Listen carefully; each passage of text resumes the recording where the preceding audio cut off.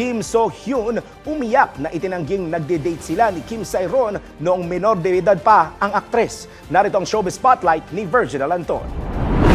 Mariing itinanggi ni Kim So-hyun na nakipag-date siya sa nagpakamatay na aktres na si Kim Sae-ron noong minor de edad pa ito. Umiiyak na sinabi ng aktor na hindi niya kayang aminin ng isang bagay na hindi totoo. Nagpatawag ng press con ang management company ng aktor matapos na mag-atrasan ang mga ini-endorse nito kabilang na ang Prada.